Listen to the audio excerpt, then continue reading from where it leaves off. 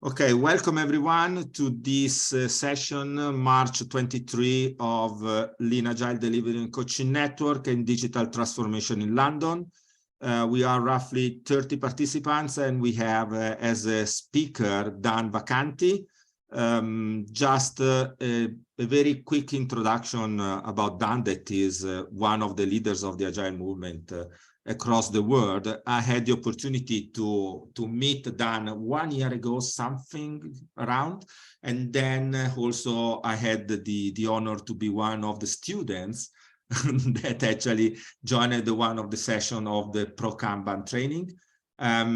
What I really like about Dan, and hopefully you will challenge him on this dimension, is the great openness that he showed during the training to give you the tools to understand how the teams are behaving. So differently from other certification and other training that I did in past, this session were really insightful of exercise that put you in the condition, try to understand what's happening in the team from the system perspective, from the performance perspective, from the improvement, from the forecasting and whatever. So I really enjoyed this view.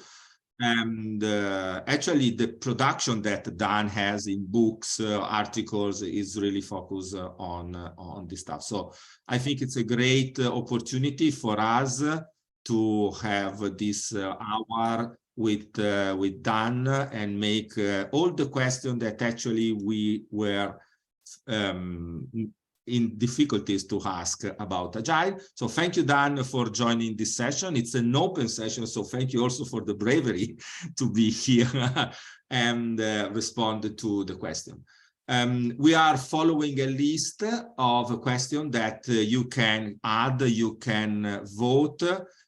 Feel free to add the question during the session. So as soon as we have time, we will continue to process the list. In the meantime, I will continue to add the link to the chat, so you have always the link to make it. Okay. So Dan, if you want to say something about yourself as an introduction. I don't know if I have much to say about myself. Just thank you so much for everybody for being here, and thank you to Corrado for making this session happen. One of these days we'll do it all in person, I guess. I don't know, maybe not. I don't know if you ever do this session in person. I don't know, but looking forward to doing that again. Let's hear some of these questions. You know, I should, maybe that's one thing I should say up front. As a rule, a lot of you probably know this about me. I don't answer hard questions. So if there is a hard question, I'm just not going to answer. Whoops, so everybody knows. And I'm just going to knock everything off my desk as well. So that's me. Okay, thank you. The first question that we have in the list that actually collected 4 votes at the moment is, can a team be agile in a waterfall environment? Can a team be agile in a waterfall environment? I mean, my first thought is I don't see why not. You know, I'm trying to think of examples why you wouldn't. The problem with, or why you couldn't, I guess I should say. For me, the problem with waterfall isn't necessarily agile or not agile. The problem with waterfall is more a problem of batch. So, you know, can you be agile in a waterfall environment? Probably. Can you achieve flow in a waterfall environment? Maybe, but it'll be difficult, and I'm not necessarily sure you would call it flow. That's a good question. That's maybe one of those hard ones that I don't know. I guess I'd want to understand, why does it even matter, maybe? But don't you hate when you ask questions and, like, you know, the answer is, well, why do you care, right? Well, I know somebody somewhere cares about this. Obviously, that's why they're asking the question. I don't know. It's a good question. I don't know. Probably. Did I waffle enough on that? I don't. That's a tough one to start off with. Okay, good. I don't know if anybody, whoever asked that, if they want to follow up, you know, with a little bit more information, I'd love to maybe continue that conversation if you want to. It was just an interesting thing where it's, if Agile is about delivery and you're in a waterfall environment about delivery, I think you're talking about flow, you're right. But it's like, you know, is Agile a mindset? And if Agile is a mindset, then anyone can be Agile if they have that mindset. So I was getting told, well, you can't be Agile in a waterfall environment. I thought, well, that doesn't sound right to me. So I thought I'd ask the question. Yeah, I mean, my instincts, I think, kind of align with yours. For me, Agile is all about, and flow as well, is all about finding out how wrong you are as quickly as possible. There's a friend of mine, if anybody has seen him, his name's Pratik Singh. He likes to say, it's all about finding out how wrong you are as quickly as possible. And certainly waterfall makes that a little bit difficult, but I mean, there's no reason why you can't be learning, you know, as you're going through the different phases of waterfall and finding out, you know, if you're wrong. So yeah, I don't know. Amazing. Next question. Which Lean Agile metrics we can use to start pitching Kanban to the upper management? For upper management. I was hoping that was going to be the team, because that's an easier question to answer. So in true politician style, maybe I'll answer the question I want to answer, and then we'll talk about the question that was actually asked. Maybe we can do that. If we're talking about the team level, anybody who's seen me do presentations on this before knows that I'm a huge fan of aging, of work item aging. And maybe that's a deeper discussion we can have sometime later if anybody has any discussions around what work item aging is. But for me, if you're starting out with flow in particular, and even agile, any agile implementation, I would, the very first thing that I would look at anywhere is work item aging. There's lots and lots of reasons for that. The thing is, as you go up the food chain, you know, as you get into upper management and executive, things like that, the thing that they care most about usually is predictability. Now, when they say predictability, they really mean risk management, but they're going to say predictability, and they're going to couch predictability in terms of how well you can answer the question, when will it be done? And so if that's what upper management really cares about, then the metric you're going to need for that to start answering that question is probably something more like throughput, potentially cycle time, but probably more like throughput. Hey, we've got a whole bunch of features, we've got a whole bunch of projects, we've got a whole bunch of whatever we're working on. When is this stuff going to be done? That's probably what upper management cares about. And then, more importantly, I would say, what are we doing to manage risk with the delivery of those? So for that, that to me, that's probably more of a throughput type conversation than necessarily an age type one, although age can still be very important from that risk management. So I've tried to answer that one as directly as possible. Does that help? I don't know. Again, if whoever's asking these questions, please feel free to jump in and elaborate or give me a little bit more information or whatever. But yep. Any more comments on that? Any more questions starting from that? I didn't pose the question, but Dan was pretty on the money there. That's the metric I use when I do weekly, monthly reports of management. Throughput is the one. I can even chuck some cheesy story point stuff in there, because that still has value in certain circumstances. But throughput is the one they want. How many things we can get done, and we can mention a bit about risk. So that's one that I use. Yeah. I do think that's the one that resonates the most. Now, I mean, the problem with any metric, as we all know, and we can talk about this too, is, you know, they can't be weaponized, and so distilling some type of status report into a single metric or even a set of metrics is problematic at the best of times. But in terms of actionable information, yeah, you know, something like throughput is probably what they care about. Yeah, actually, the next question that we have in the ranking, Dan, is for the team, from the team perspective. So actually, you have the opportunity also to. Oh, did I jump ahead already? Yeah, sorry. Yeah. Okay.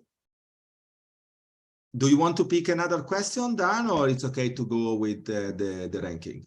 I wonder if I could ask one, which is because there was something which I I avoided writing, but I think you were going right into it, which is about the weaponizing of data. So just sort of taking that question a little bit further, when you're trying to help organizations go from waterfall planning and actually using data, often people, and there's a perfect example. We want to know throughput, and throughput isn't value.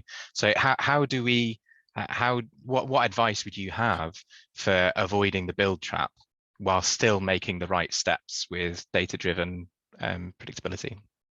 Two answers to that question, at the very least, in my mind, off the top of my head, two answers to that question.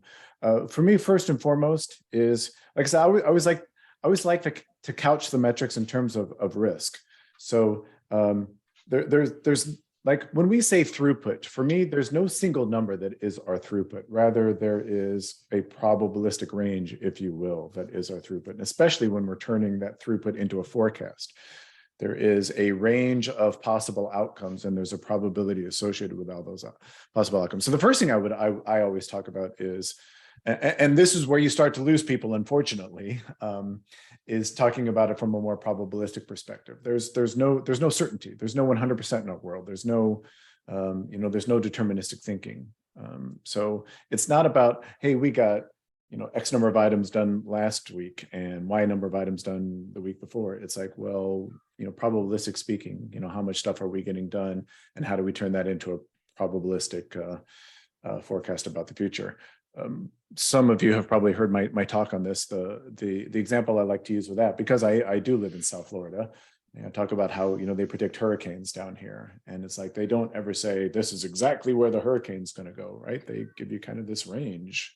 And a probabilistic range. So from a metrics perspective, that's I always like to make sure that everybody knows that there's uncertainty associated with these numbers.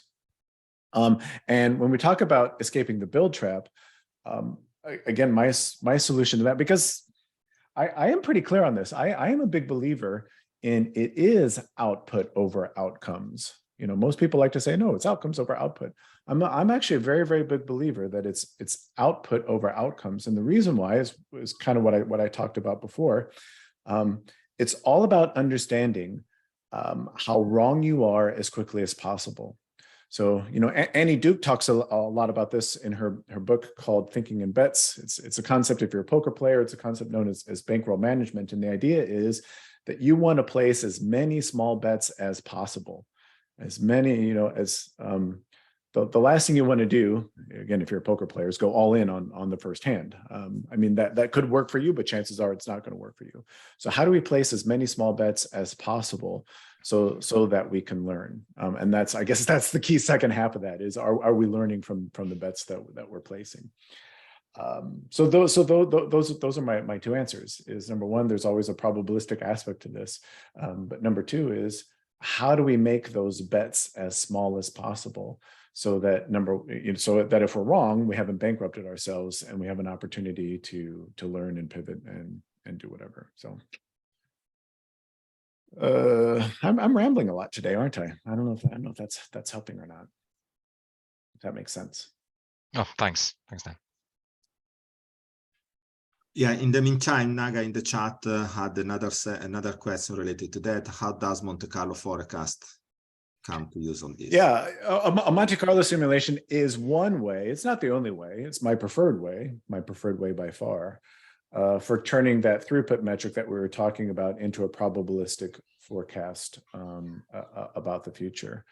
So, if anybody's interested in that, well, Dan, you keep using these words, probabilistic forecast.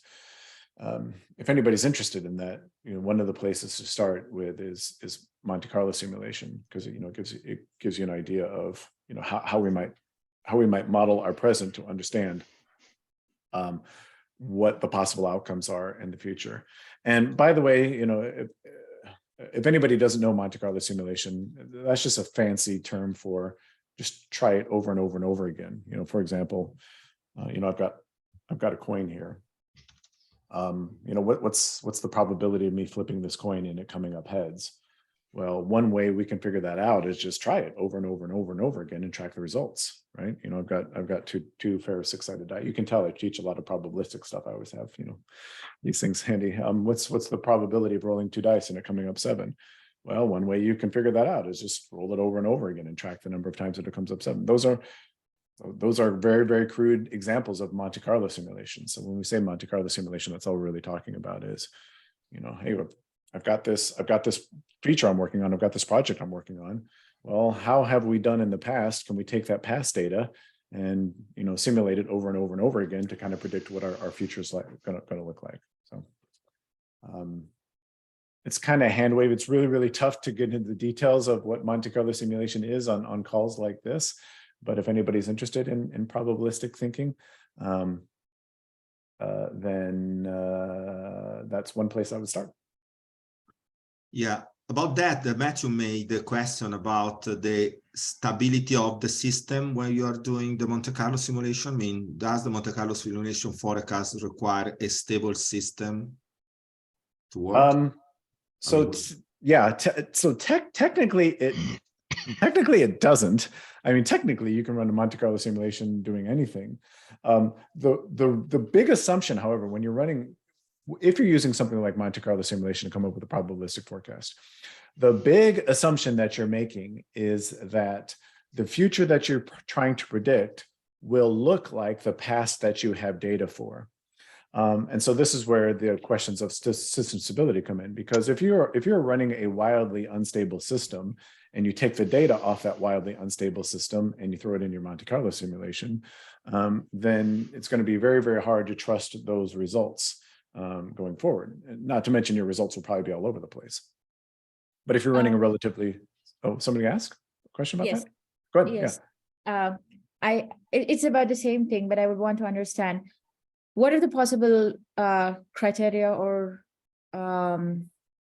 what is the possible criteria that we need to maintain the stability to uphold the accuracy or value that Monte Carlo can provide? Because we are using that at least to have an understanding, what is the possibility of completion, or how much can, a team can take work. That is what at least we use Monte Carlo estimations or simulation, Monte Carlo, how many, for the forecast.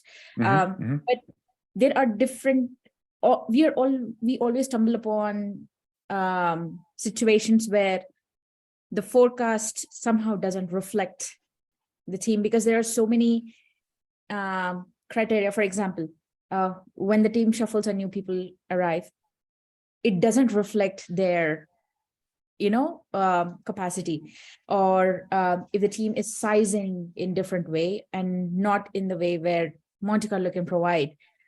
I understand that Actionable Agile considers so many factors when it provides an estimation.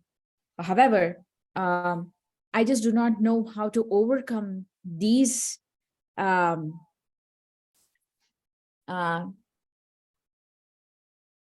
limitations, to be more precise, to be able to use Monte Carlo for what its purpose is for, or the accuracy that it would usually provide.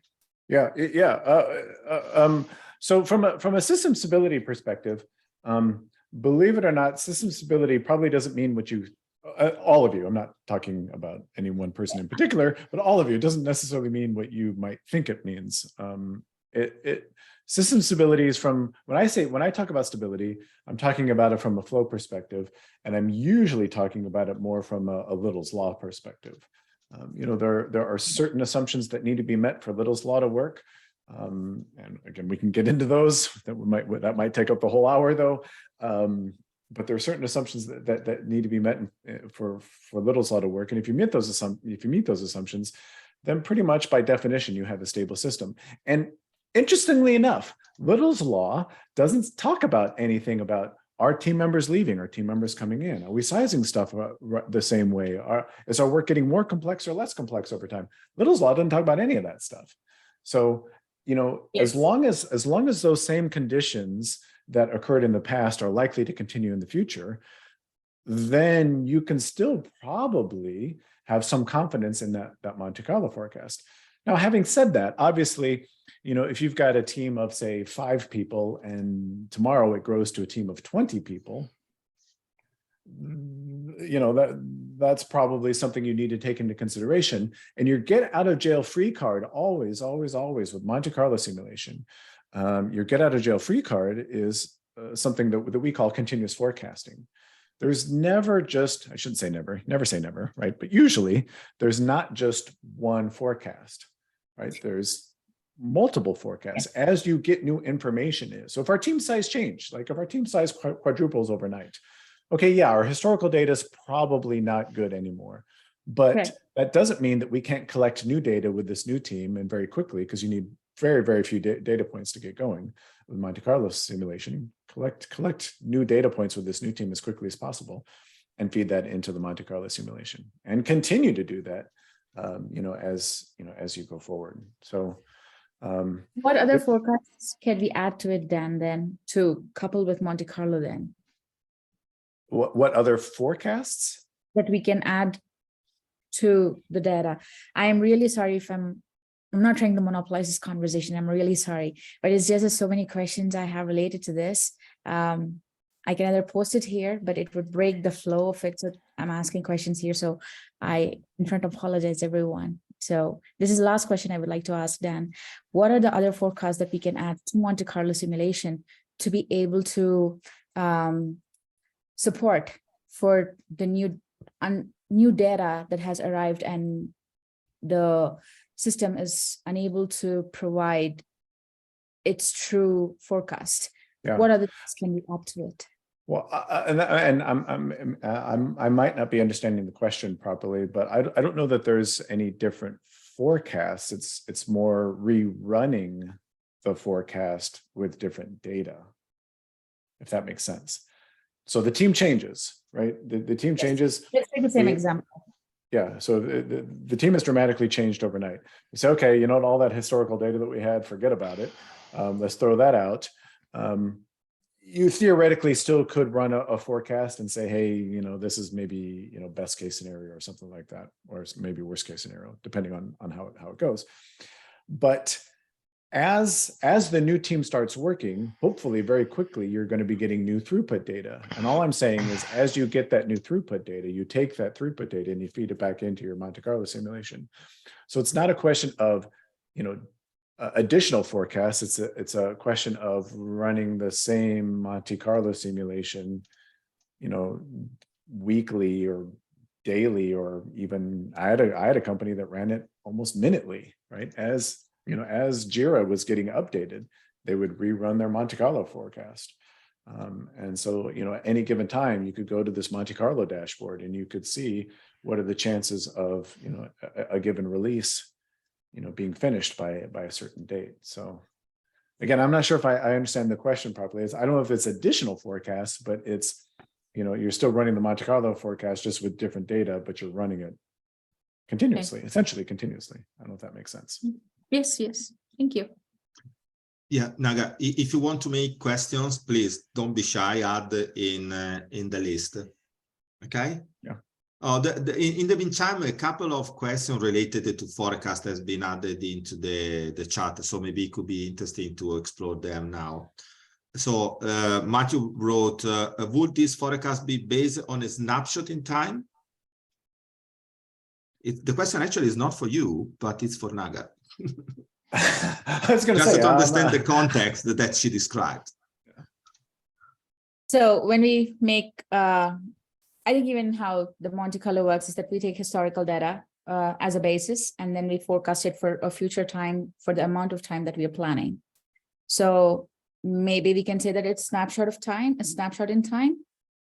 So we usually we take historical data of an year for each team and see how, because usually in a year, different kind of scenarios arise.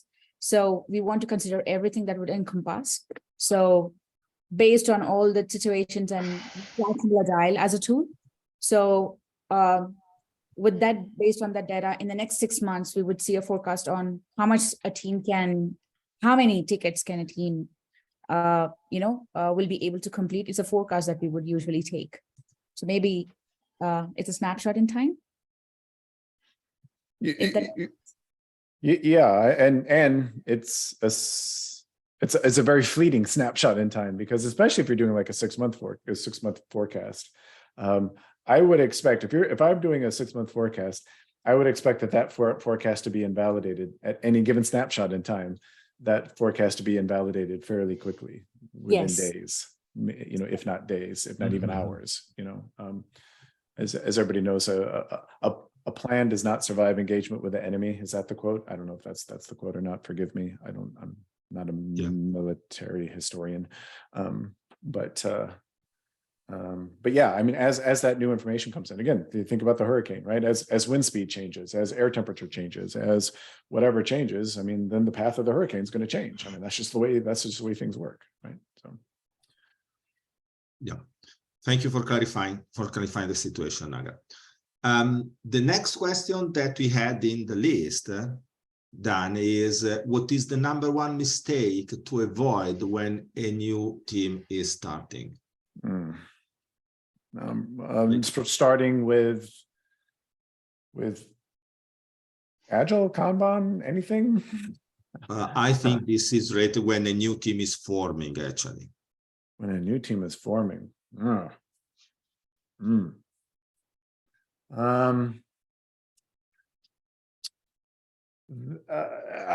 that's why I was asked, because I was expecting a little bit more context. I mean, if a new team is forming and I don't know anything else, I'm not sure how to answer that question. Like I said, I could probably give you a good answer if somebody asked me what's the number. If a new team is starting out with Kanban, I could probably give an answer for that.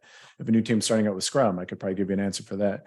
If just a bunch of people are getting together and we're trying to form a team, what's the number one mistake? I don't know. I mean, I didn't write it, but what about how important is it for a team to define their own workflow?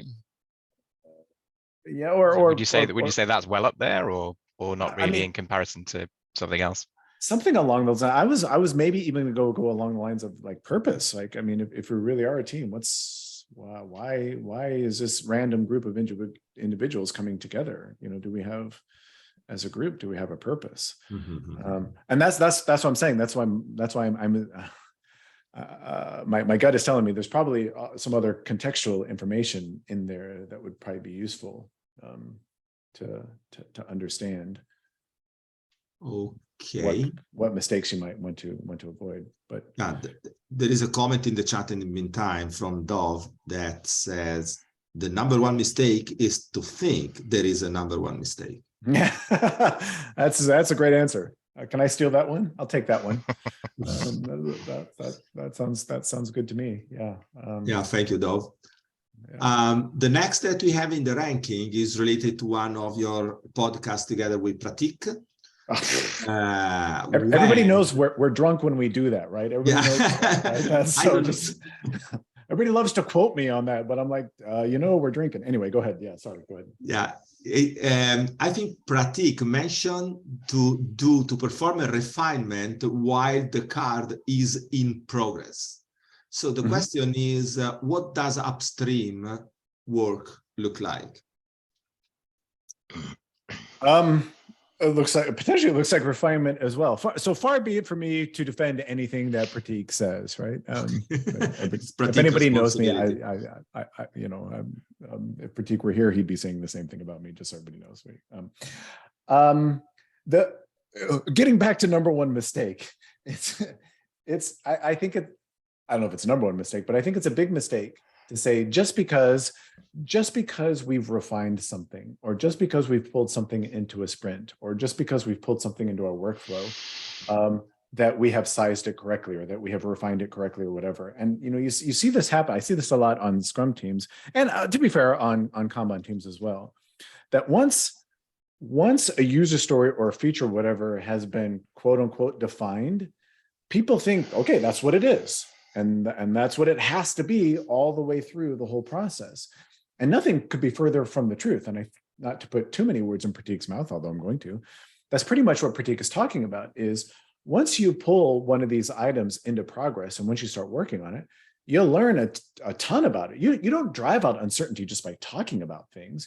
You drive out uncertainty by actually doing it. And when you crack it open and you start doing it, then you'll see, hey, maybe we got this bit wrong, maybe we got this bit wrong, or whatever. And you can start breaking it up into much smaller, yet still valuable pieces. So the question is, what's happening upstream? I think upstream still, yeah, you're still making your best guess in terms of what you think that smallest unit of customer value is. I think you're still doing that, but don't assume that, just because you think something is refined, that it actually is refined. The only time you probably really know it's refined is when you've got it into the hands of the customer, and the customer can, can validate for you that it's valuable. So anyway, I hope that helps. I think that's all Pratik was saying is don't be afraid to change these things while they're in progress, to break them up, to clarify acceptance criteria, to eliminate acceptance criteria, to do whatever you need to do on these things, as you understand as they progress through the workflow. Not only don't be afraid, but you have a responsibility, I think, to do that. Yeah. Thank you. And yeah, then you mentioned Scrum, Kanban. So the next question that we have is, what are conditions to pick Scrum instead of Scrum instead of Kanban, and vice versa, if there are conditions actually? Yeah. You can use Scrum in a Kanban environment. You can use Kanban in a Scrum environment. I'm very leery of these, either or versus type questions, because no doubt when if you look at a really successful Scrum team, no doubt they're employing some flow practices. Likewise, if you look at a very successful Kanban team, there's no doubt they're employing some Scrum practices. So to say that these conditions are right for Scrum or these conditions are right for Kanban, the answer is usually these conditions are right for both. That's usually the answer. I will say that Scrum, getting back to this idea of team, Scrum probably has a little bit more of a hurdle to jump, a prerequisite. As Scrum does assume that there is a team. There's a team of individuals working together, whereas in a Kanban system would not necessarily assume that. So there might be kind of esoteric-ish things like that, where you might run into problems. But for the most part, if a context is applicable for one, it's probably applicable for both. Like classic examples, right? Most people will say, oh, well, in Scrum, you can't do support work because support work can't be planned. So you have to do Kanban for support work. Well, that's not necessarily true.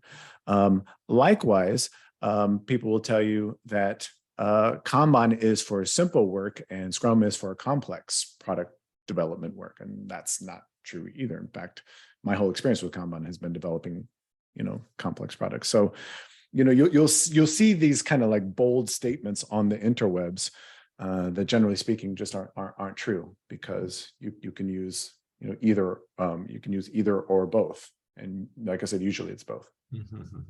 Yeah, actually, just to mention that Dan wrote an article in Scrum.org, if I correctly remember, on how to use Kanban together with Scrum. Yeah. Oh, yeah. Maybe I probably should say that. Yeah, I worked with Scrum.org back in 2017. If anybody's familiar with Scrum.org's professional Scrum with Kanban class, professional Scrum with Kanban, I was one of the people who developed that curriculum for Scrum.org. So there's growing acceptance, and there's certainly some people that still want to keep the two separate. I don't think there's really anything to be gained, and let's throw SAFe into the mix too, right? I mean, there's no reason why you can't practice flow in a SAFe environment. I would argue you have to, as a matter of fact. But okay, thank you. Then we are back to the probabilistic forecast. How can we use probabilistic forecast on a Scrum team where the backlog evolves over time? yeah, so there's probably two forecasts that you're concerned about when it comes, at least two forecasts that you're concerned about when it comes to a Scrum team in that context, if I understand the context correctly. The first and foremost is sprint planning, right? I mean, what are we looking at for this sprint? And for me, that's kind of a slam dunk for probabilistic forecasting. When you go into sprints, when you're coming out of sprint planning, you want to know, you want to have forecast. Well, how many PBIs or what PBIs do we think we can get done in this sprint? I personally don't know how you would. Well, okay, I know how teams do it. I wouldn't do it, but I don't know how you do it without something like a Monte Carlo simulation. And not to mention, it's so much faster. You can do sprint planning, at least the what part of sprint planning, in less than 2 minutes. using Monte Carlo simulation, and not these endless debates about, well, is this a 2-point story or a 3-point story and blah, blah, blah, right? So yeah, those are just soul destroying from my perspective anyway. But then there is the kind of the release planning, aspect of things too, which, hey, we're working toward a release that's probably going to most likely span multiple sprints. And what I say to that is, this is where Monte Carlo can help you, but probably not in the way that you might expect it to. Because the big problem with Monte Carlo is that, yes, it will tell you how many things, it won't tell you, it'll forecast how many things you might be able to get done in the future, but it will not tell you which ones. Right? A Monte Carlo simulation, just by definition, will not tell you which ones will get done. So, from a product owner perspective, if I'm planning releases, I know that, heading out into the future, I've got a budget of, say, this many PBIs that I think that I can get done. Then it becomes pretty much my job, obviously working with the rest of the Scrum team, to figure out, all right, which one of these are most important. And to me, that's where the power of the sprint view comes in, because at the end of every sprint, we can talk about, right, what did we learn in this sprint? And how does that inform, our plan for the release? What PBIs we should be selecting in the future. Is the release as big as we thought? Maybe it's smaller than we thought. Maybe we met the functionality that we needed already. That almost never happens, right? Although, no one ever really says that, although it probably happens a lot. Those conversations, I think, become much more interesting in the, within the frame of the Monte Carlo simulation that can help you with that. So I don't know if that makes sense. So the two types of forecasts: the sprint planning, release planning. Sprint planning, slam dunk for Monte Carlo simulation. Release planning, like I said, Monte Carlo is not going to tell you which PBIs are going to get done. And yes, the product backlog is going to evolve. And I think that's okay, because we can keep running that Monte Carlo simulation, not only during the sprint reviews, but probably every day during the sprint as stuff gets done. Yeah, makes sense. And about planning that you mentioned, there is another question in the list that I think it's already covered, but I've heard about just-in-time planning on one of your talk. Would love to hear more about that. What does it look like?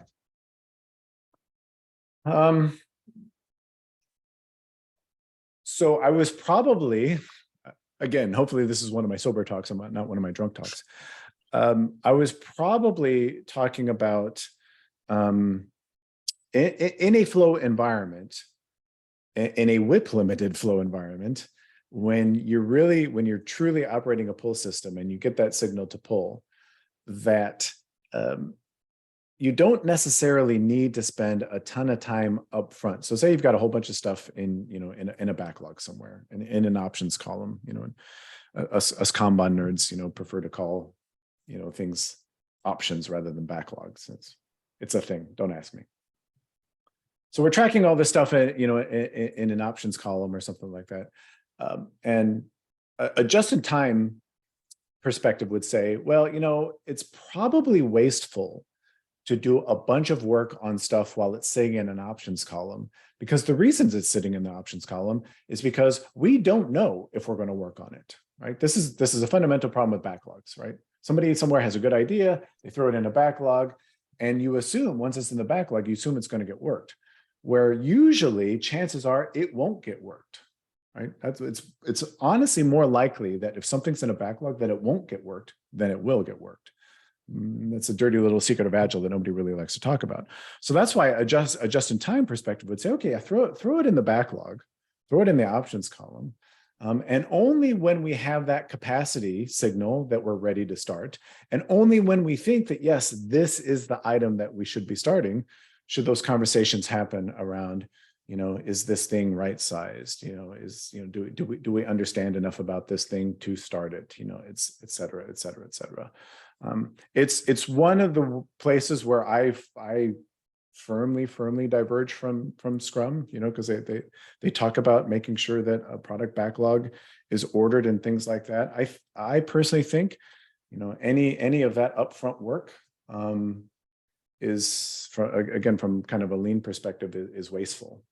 Until you're going to work on something, and until you have capacity, you have that signal that you have capacity to work on something, there's usually very little benefit for doing a lot of work before that point. Yeah, I'm just changing a little bit the order, because I think there is a question that could be interesting to explore now. When you mentioned the right sizing, okay, and makes sense. I mean, do the planning when actually you realize that you have to work on this backlog item. Is this the same also when you are at the upper level? So when we are talking about, I don't know, initiatives, a feature, and what else, where actually it's not so easy to discard something because the number of items normally are less as a number, even if they are bigger.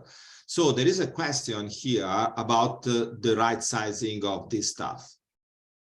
At upper level, I mean. Yeah, right. So right sizing at those upper levels, you know, if we're talking more like, you know, features, epics, initiatives, and things like that, right sizing. This is just something to think about. I'm not saying do this, absolutely do this. I'm saying this is something to think about. Right sizing at those upper levels is usually a matter of understanding what your work breakdown structure is. So what I mean by that is, you know, do your epics break down into features, and do your features break down into stories? You know, for example, right? Is, you know, what is your work breakdown structure? Because usually what those higher levels are representing is just a collection of smaller work items. And so what right sizing potentially means at those upper levels is, well, how many of those smaller things should be in this bigger thing? So if I have epics that break down into stories, for example, right sizing at the epic level might not be, hey, all our epics should be done within 10 weeks.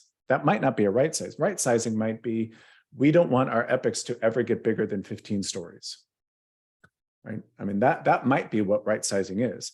And so when we talk about planning from an epic, if that's our perspective for right sizing, when we talk about planning at those upper levels, you can short circuit the process and say, okay, I've defined this epic. I'm just going to assume it's 15 stories. I don't know what those stories are. But again, once I crack it open, I start filling that epic full of stories. And hey, once I get to about 15, I'm like, you know what? This thing looks like it's probably getting too big. Can I break it out into multiple epics? So I don't know if that makes sense or not, because I think it's a different way of thinking than really I think how most people think about right sizing.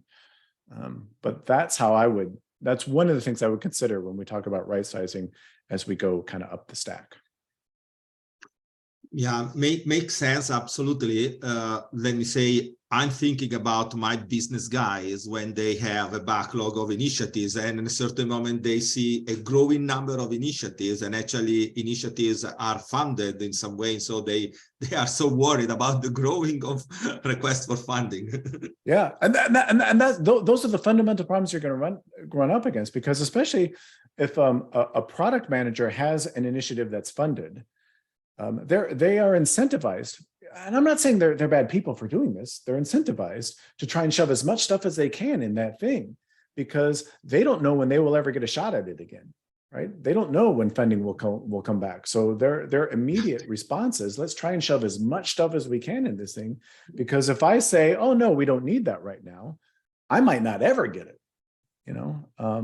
And so that's more a function of, you know, like kind of more organizational culture and, you know, tax codes and stuff like that. That you know, to get what I'm talking about, those problems will definitely have to be solved. But yeah. Yeah. Okay, now let's move for a while to another topic that is about scaling the number of teams. So we have a question about that. How can we use multi-team data for mass predictability in an environment that use component teams? So I'm sorry, can you?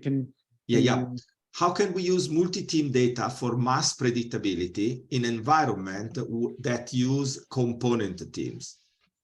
So not feature teams, but component teams. The fundamental question I think that you have to answer there is, what if any are the dependencies between those component teams? And what I mean by that is, if I'm understanding the question, I can add more context if you need to, but sorry, but you're on a roll. Well, let me ask you. I mean, can a component team deliver their work completely on their own without any dependency on any other team? Nope. No. Can component A team work on component B team's work? Can they help with component or component C's team, or can We're getting there? Oh, yeah. Okay. So I mean, to me, those are really kind of the two fundamental questions we need. If as everybody knows, once we start introducing dependencies, our ability to forecast very, very quickly goes out the window. And I think that's one of the why SAFe has become popular, because the SAFe talks about dependency management. Well, it's not really about dependency management. It's about dependency elimination. That's really what it's about. Because if all you're doing is managing dependencies, that's not really getting you any further down the road to predictability. All you're doing is managing dependencies, spending all your time managing dependencies. So if there are dependencies, but we can do things where team A can go help team B, or team B can go help team C, then we maybe got a shot at being, I think what you're talking about, at aggregating the data, potentially working from a single backlog and aggregating all the components team's data into a single forecast. We potentially got a shot at that there, if that makes any sense. Yeah, it does. I mean, I was trying to make it generic for everybody else's benefit. My system is essentially one product, almost 20 teams set up as component teams in their own little siloed working. Lots of improvement and lots of excitement now for data-driven forecasting. And those teams basically have the same skills, so they are able to. And the same access is there. They are able to overcome this challenge. It's a political problem. They are deliberately set up in a way which stovepipes their work, and which makes me think that when we look at that data and we try to talk about the sequencing of the work, well, we can't really do that because those teams have their own little empires. Yeah. So I was just generically, is it a lost cause, or does all of that need to change? I don't necessarily. I don't ever want to say it's a lost cause. Although, call me after this and I'll tell you how lost cause it is. I don't know that it's a lost cause, but yeah, if we can start breaking down those barriers, now we got a shot. There's nothing to stop you from aggregating the data and running a Monte Carlo simulation, with that aggregated data across all the component teams for the single product. There's nothing stopping you from doing that. But as you know, like I said, the more dependencies there are and things like that, how much you can trust that forecast. At the very least, it'll tell you, it'll give you bad news quicker, right? I think at the very least, it'll do that, if that makes sense. But yeah, so many of these questions of, how do we get more agile? How do we get better at flow? So many of these questions are really more culture and, org dev, org design questions than really questions of agility, and if I'm being totally honest, once we get into that realm, I'm hopeless. I'm not the person to talk to about those types of questions. Understood. I think what I do like about it though is that it means it's data that's highlighting that problem. Yeah. Okay, thanks. So, thank you for the question, James. There is another question here in the list that is very practical. Okay, the fact that is Jira doesn't have a Monte Carlo simulator inside. So the question is, how can we make a simulation? Or maybe Jira has a simulator or something like that. So a very practical question, if you can give some clue, Dan, on how to perform it. I'm very biased, right? And this shameless plug. But if anyone's really wanting to get started with Monte Carlo simulation, there is a plugin that I am affiliated with. Like I said, full disclosure that I'm affiliated with. If you go check out the Actionable Agile plugin in Jira, Actionable Agile Analytics, you can get that plugin and you can get started with Monte Carlo simulations that way. Yeah. Jira out of the box, yes. Jira out of the box does not have a Monte Carlo simulation. It's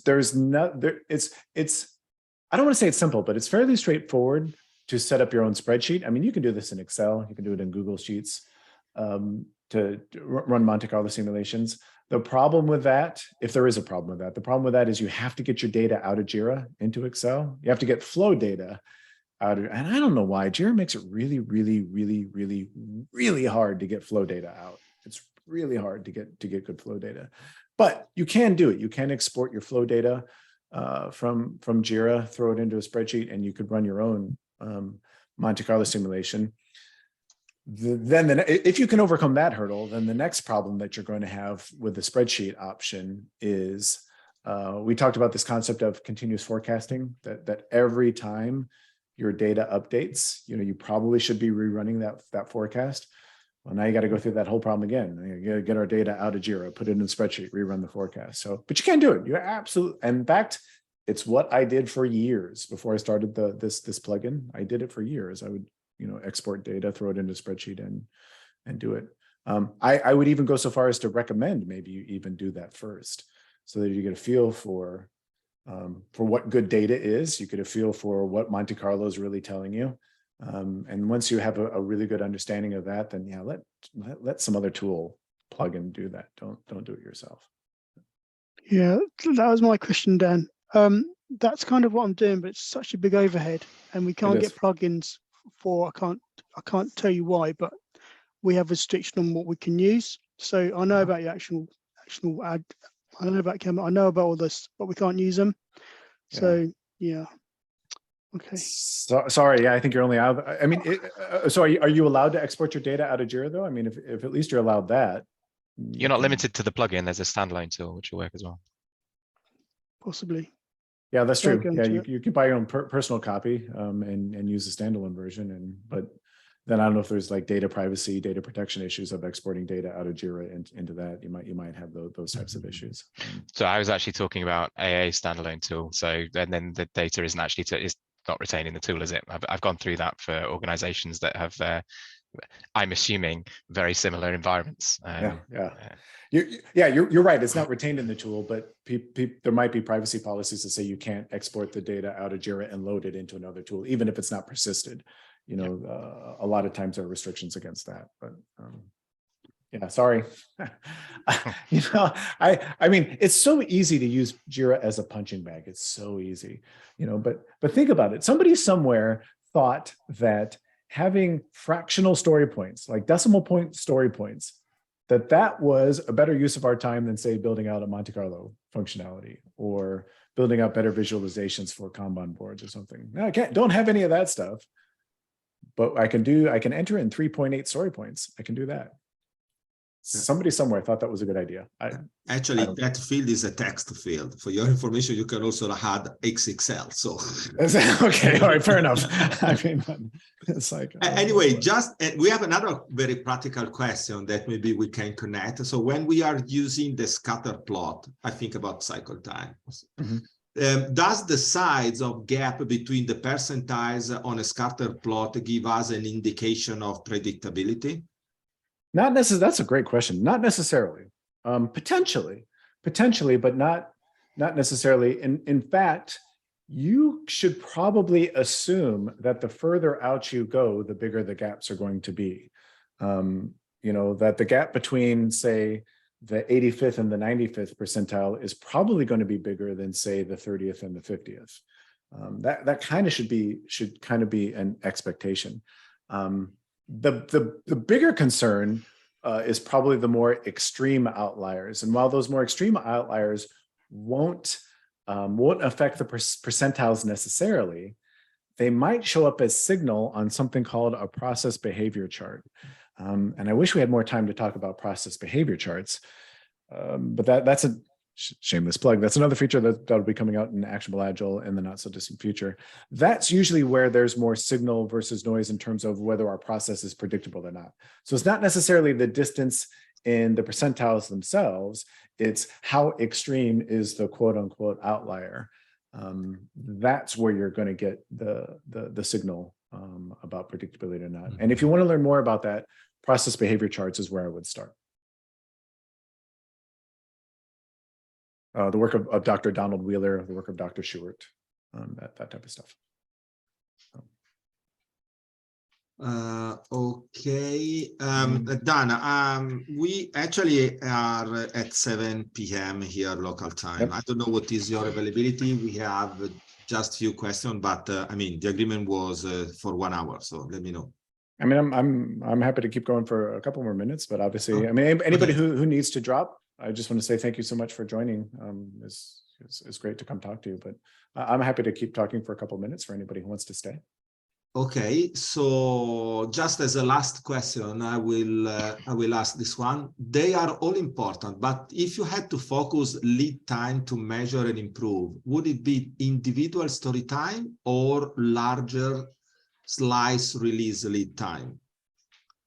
So I think the question is if you have to focus on the lead time for the single story or maybe for the lead time for the epic. I think this is what I understood. So maybe if the person that made the question is still connected, if you can explain give a little bit of scenario. Yeah, that's what I meant. So that's my question. Yeah. So I think the teams I work with, trying to get them to think about individual stories, kind of cycle time and throughput. I think they don't see the overall value of that as much as maybe obviously higher up management wise, or I can't say management, not the word management, but in terms of them looking at, okay, when will this release be ready, and looking at that lead time and forecasting at those different levels, I'm sort of wondering. So I think there's value in both of them, but I guess it's just your opinion on that. Well, thanks for asking. As everybody knows, I have an opinion on everything. Can you, so let me ask, because it's usually a function of, can you release at the individual story level? Like if you wanted to, could we just say, hey, we got the story done, let's release it? Can you do that? Yes, and sometimes yes. So I was trying to make sort of like stories are valuable in their own right, but I guess for some teams it will be they want to do sort of several stories behind a feature flag, deploy that, and then turn that feature flag on for whatever reason. Yeah, because they're obviously trying to break their stories down, still valuable but small, right. maybe too small to release it in its entirety. And right. so I guess is that the value of forecasting at that individual story level might be useful to the team, but actually from a business flow perspective, actually the release level is, the cycle time of that and like the throughput of that level is probably, I sort of more useful. Yeah. I mean, because you already said something I was going to say.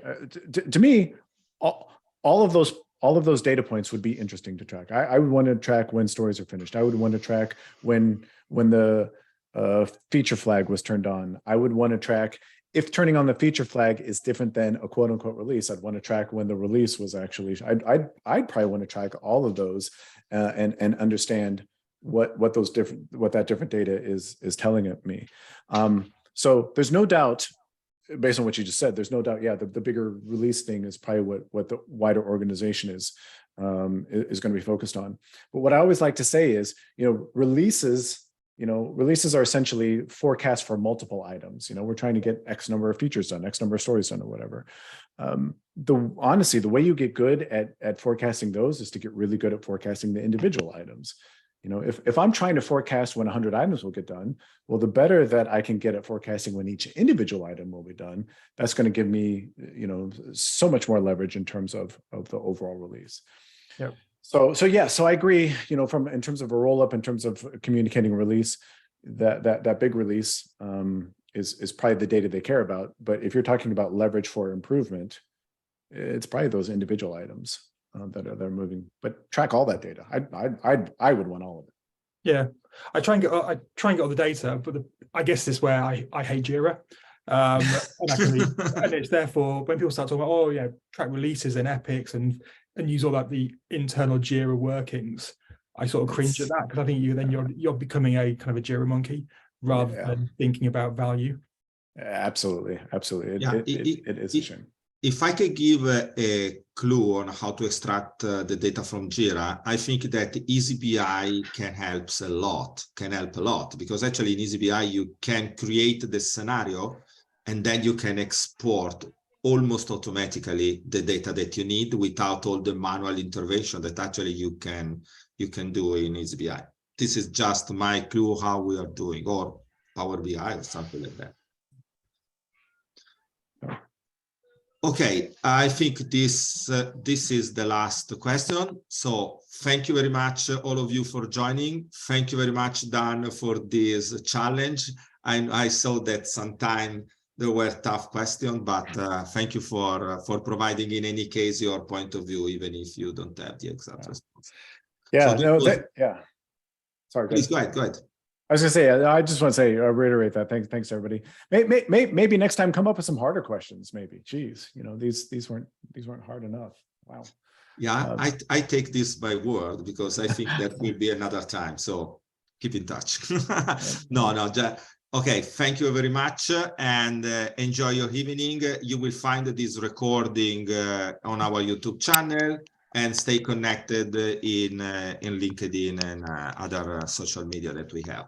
Again, thank you, Dan, for your availability, and enjoy the rest of the day. Thanks, everyone. Thanks, Corrado, for setting this up. Have a great night, everyone. Hope to see you soon. Cheers. Thank you. Thank you. Great session. Thanks, Dan. Bye now. Thank you.